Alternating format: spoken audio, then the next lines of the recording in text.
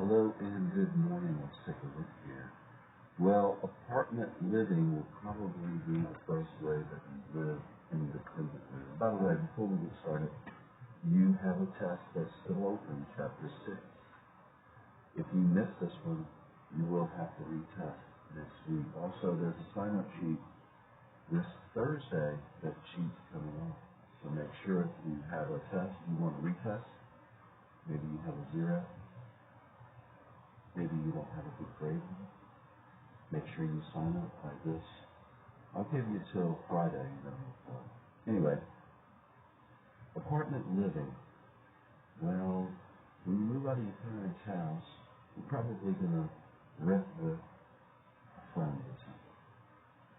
And this is not going to be a very good experience usually. People park next to each other, ding each other's cars.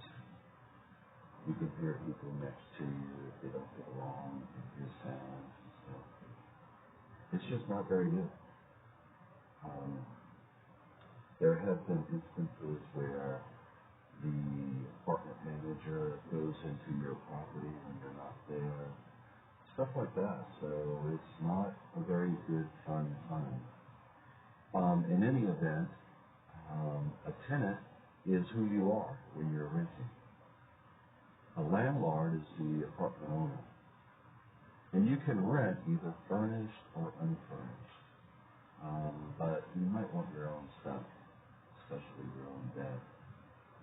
Okay, so on a new sheet of paper, copy this down.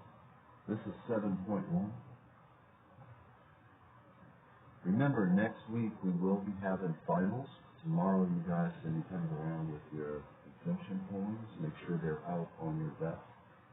I'll have you pass them out at one time, and then I'll look at it. Okay?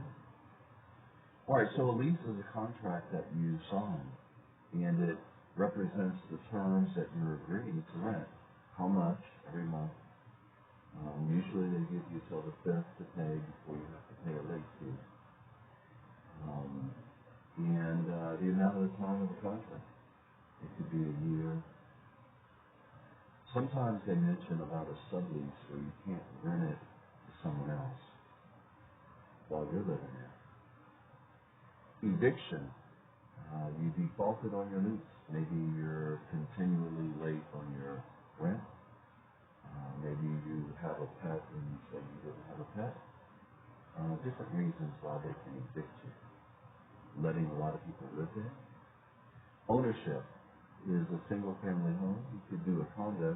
Remember, if you do a condo, you want to check on the HOA fee. Okay, because that is the monthly amount you're going to pay for as long as you own that condo. Whereas if you own a house, there is no monthly fee. You cut the grass. You bring the garbage out. You pay for the garbage. You could also buy a multi-family home. You might buy a duplex and rent the other side out. A co-op is a corporation owns it. All right, let's keep moving. Let's take a look at example 1. A good rule of thumb is that 28%, copy all of this down. We're on page 394. Okay, a good rule of thumb is 28% you should allow for your rent. Okay? And just remember about 30%. So first you want to take, this is gross amount. Okay, this is before taxes. So you could go ahead and take this times 0.25.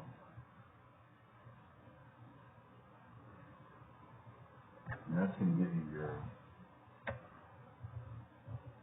taxes. So 61,992 times 0.25. So you're going to be paying about $15,000 in taxes. And then you're going to subtract it. So minus 61,992. Okay, this is going to be your take home. This is your net pay, which is $46,494. Just disregard the negative sign. And then multiply this by 0.28. I'm going to get rid of that negative. So times 0.28. You can expect to pay, well, we have to divide this by 12. So let's divide by 12 to get the monthly amount. You can expect to pay about $1,084 is what you could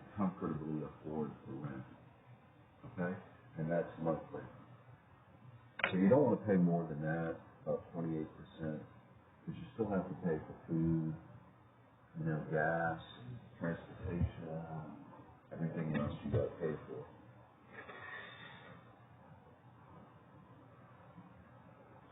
Let's go to example 2. Example 2 is a regression chart, and I just want to show you this one in the book. So I want you to turn the page. I want you to look here at this chart. Okay, this is on page 395, it looks like. So page 395. This is a regression chart right here. So as your square footage right here increases, of course the rent increases. Okay? So if you rent an apartment that's about $1,150, you can expect to pay about $1,600 in rent. And remember, rent is not ownership. You're basically never going to see this money again. This is just for housing. Okay, this is a regression chart. They give you some kind of a calculator amount here. And some of you are real tech savvy, you can enter these in and get that same number. Okay? So what you're looking for is something below that line, where you're getting a bigger house for less rent. But usually when that's the case, you're not living in a very good area.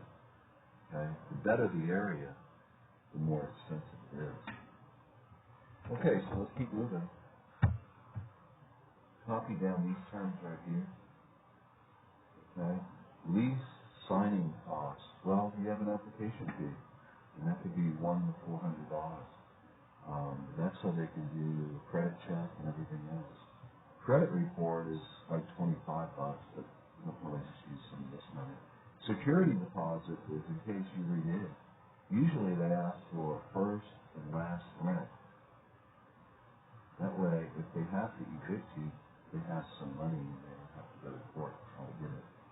Okay, so if you mess up on your contract or your lease, then they can keep your last month's rent and use that for repairs or loss of rent and what have you. Let's go to example 3. All right, I want you to just go ahead and read example 3 and 4. Here's today's work right here. All right, for period 7, there's a sign-up sheet to test, and there's a test open right now, so make sure you take a look at that. And today we're going to do page 248, 1 through 12, and that's 7th period. Okay, the sign-up sheet will be there until Friday, and then I'll take it down. All right, have a good morning. Exams next week.